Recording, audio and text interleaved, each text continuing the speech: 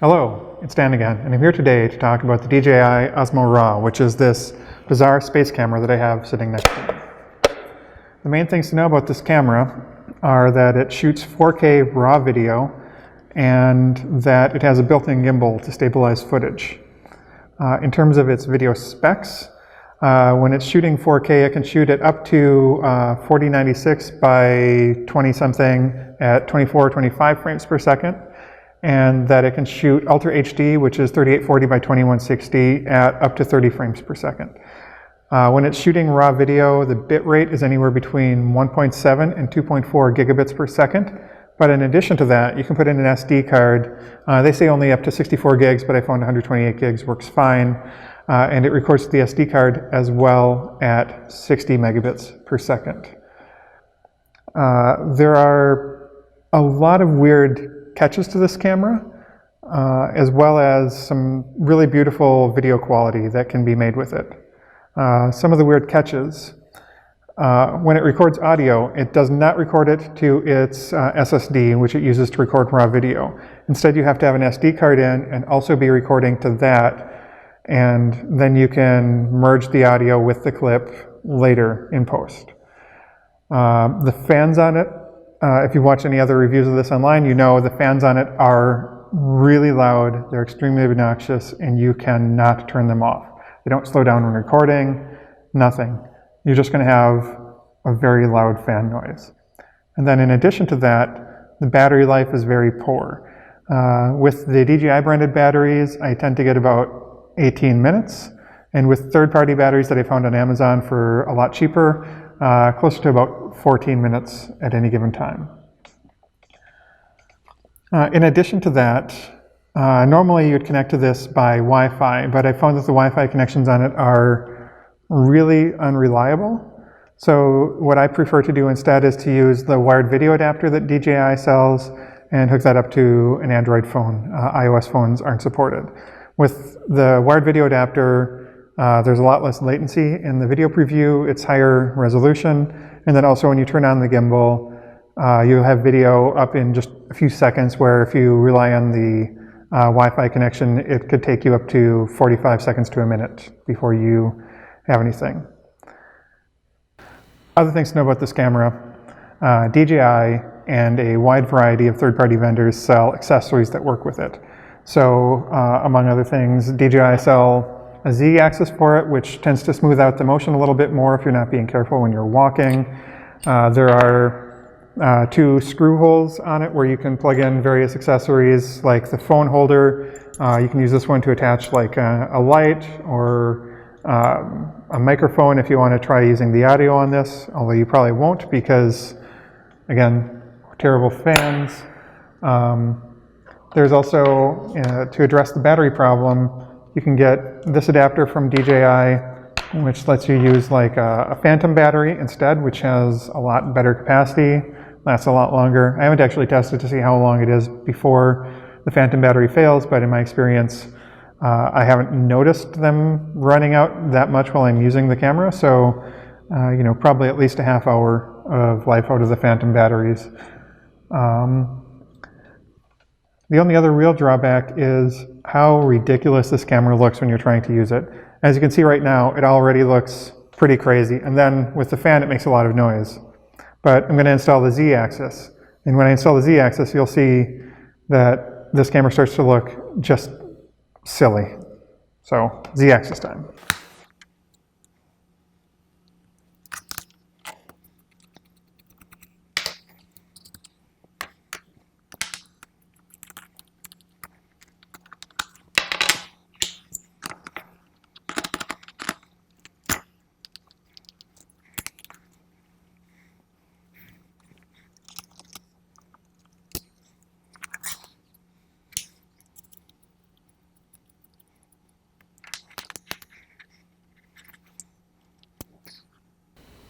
All right, so there is the camera with the Z-axis installed. You might have previously thought that this camera couldn't look any more ridiculous than it did. You were wrong. This camera will draw attention, and it won't be the kind of attention that you want. If you want to go one step even crazier, DJI sell you a selfie stick that can plug into it. Ostensibly, this would let you use the gimbal as a makeshift jib or something like that, or holding it, or allow you to hold it up above like a crowd, for instance.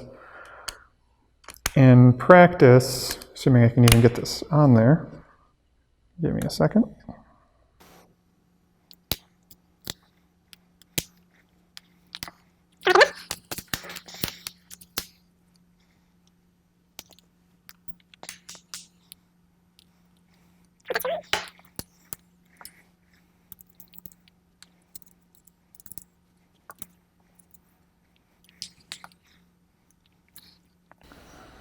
All right, there we go. That is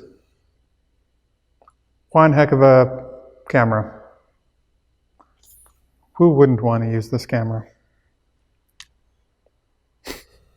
One other disadvantage of using the selfie stick, other than that it doesn't actually seem to be strong enough to hold up the Osmo Raw with the Z-axis installed. It might just be they don't have it tightened down enough. But one other disadvantage of using it is that you won't be able to reach the joystick buttons when you're operating the device, which are pretty useful for pointing the camera, etc. You won't be able to hold the trigger, which tells it to stay only in one way. If you use the Osmo Plus, which is the more consumer-focused version of this camera, I'm just going to remove this.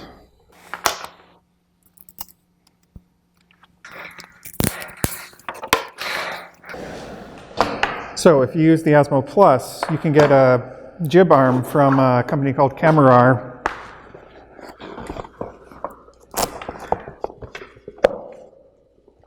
And that works a lot better as a jib than trying to use the selfie stick does.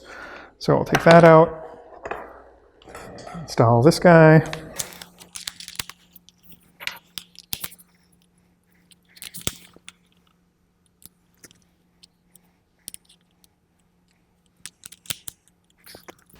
There we go. So using this camera arm, you can use all the buttons on your Osmo as well as using it like a jib, which ends up working a lot better and being a lot more ergonomically correct than trying to use the selfie stick with the Osmo Raw. I kind of wish they'd end up coming out with something like this jib arm for the Osmo Pro and Raw. Camera arm, waiting for you.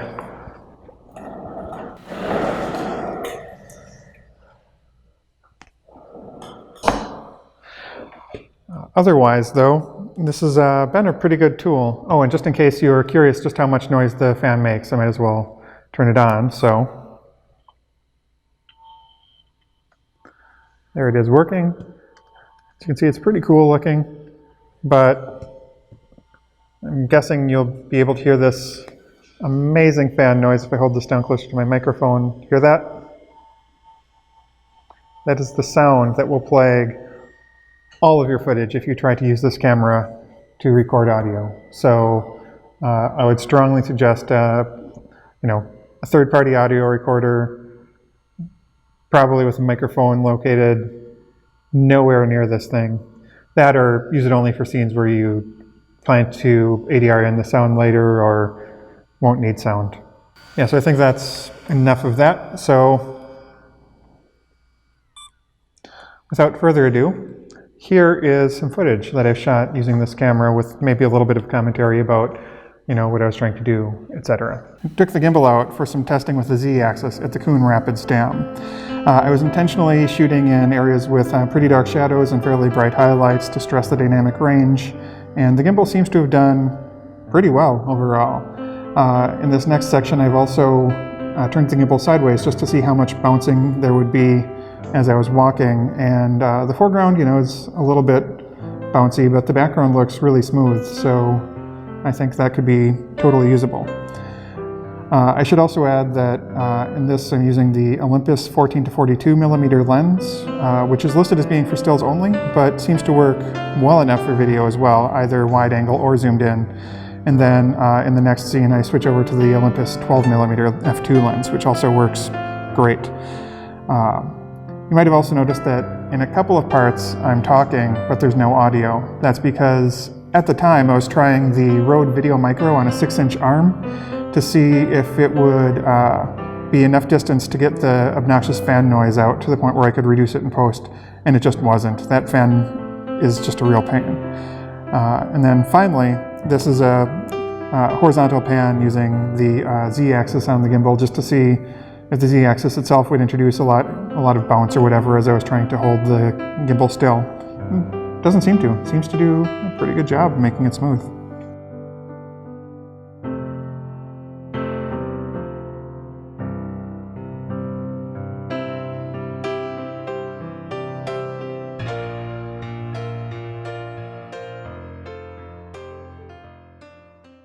This was from another day. A friend and I went to poke around some random vacant building, and I thought it would be a good place to test the Osmo Raw for, its dynamic range and low light performance. And these were done without the Z-axis on the camera. So the floor in there is really rough. There's a lot of obstacles to climb over and whatnot. So the footage didn't turn out perfectly smooth, but I can promise this is a lot smoother than it usually is when I try to hobble my way around with a normal camera.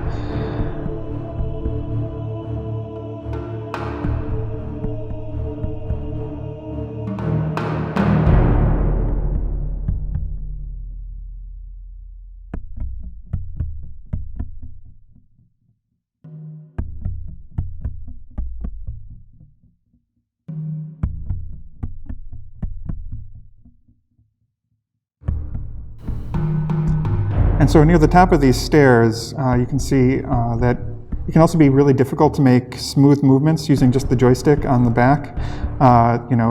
If you push not quite enough, it's really slow. If you push too much, it moves really fast. I think shots like that one would be much easier to handle having a second operator who is just holding onto the phone and using the ability to drag the frame around using their finger on the phone's screen instead of trying to do it with the joystick. And down here, this is a great stress test for low light. This was shot at ISO 6400 and it was underexposed. And as you can see, it's really noisy, but the noise is, in my opinion, pretty grain-like. Using something like a neat video actually cleans it up really well if you want it cleaner, but you might also just want to keep it for kind of a grittier look. Overall, I like it.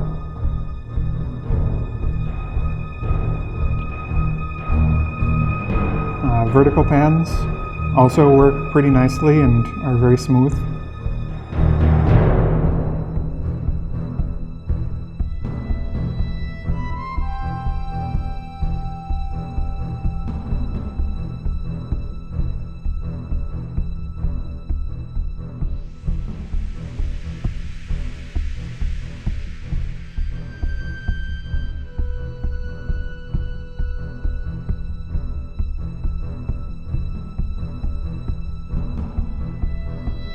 And horizontal pans, again, are very smooth, work really nicely, although I wish I'd been standing a few feet to the right when I did that one.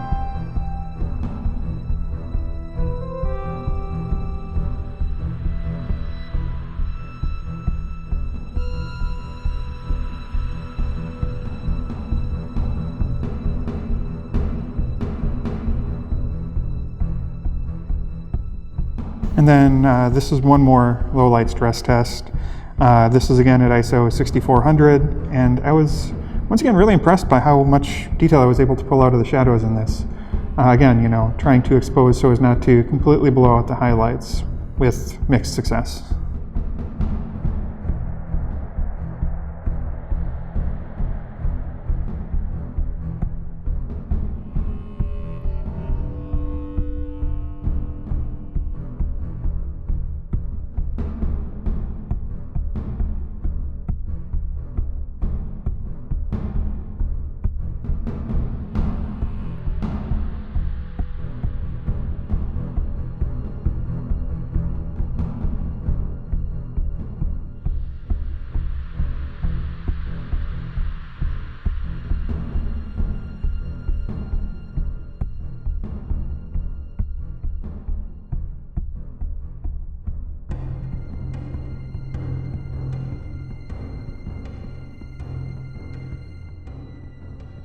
Finally, on the way back, my friend and I decided to stop by Minneopa Falls, which is about an hour south of Minneapolis.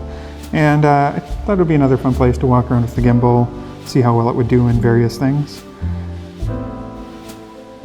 I should add that these images are just really lovely to work with.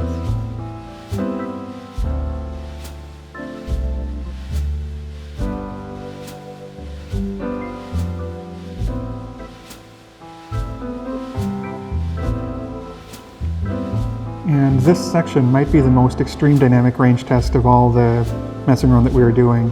The area under the bluff was extremely dark as we were walking through it. This is, getting closer to sunset, and this was just all in shadow, and the areas that are still being hit by the sun are really, really bright. So the fact that I was able to get detail out of both of those I thought was pretty amazing.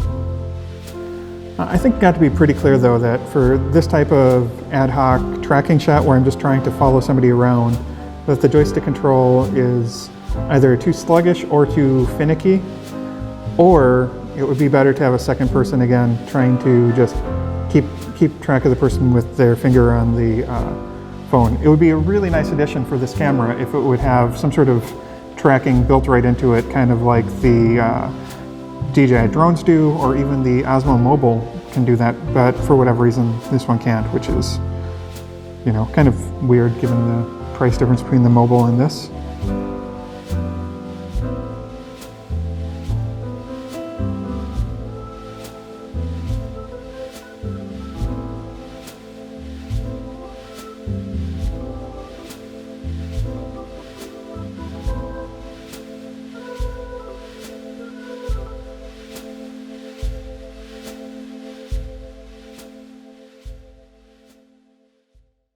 Thank you so much for watching.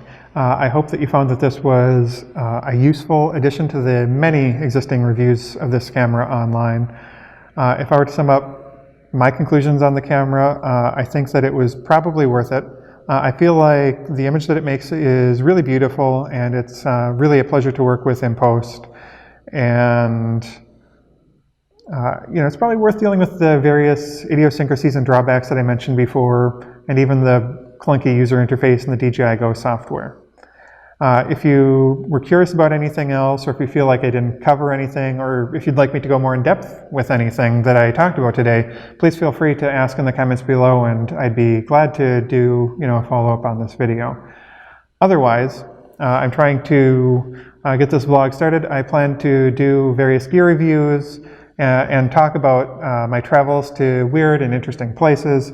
So if those things appeal to you, it would be great if you subscribed and hit like or whatever. And whether or not you do that, I hope you tune in again sometime, and goodbye.